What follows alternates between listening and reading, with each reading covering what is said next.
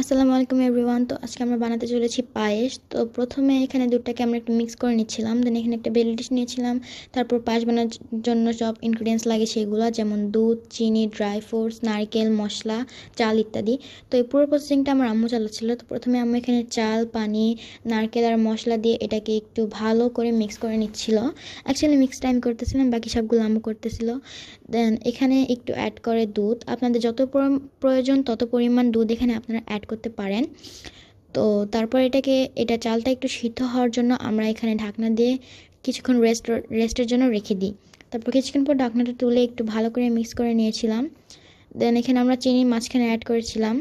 তারপরে এখানে দিয়ে দিচ্ছি কিছু পরিমাণ পাউডার দুধ অথবা গুঁড়া দুধ, আপনারা যেটা বলেন। তো এটাকে মিক্স করার সাথে সাথে নাড়তে হবে, কজ এটা দলা পেকে যায়। সো আফটার দ্যাট আমাদের পায়েসটা রেডি। দেন এর উপর দিয়ে আমরা একটু ড্রাই ফ্রুটস ছড়িয়ে দিচ্ছিলাম। তো এটাই হলো আমাদের পায়েসের ফাইনাল লুক। কেমন হলো সেটা কমেন্ট করে জানাবেন, আর পাশে থাকবেন, লাইক কমেন্ট অবশ্যই করবেন। বাই।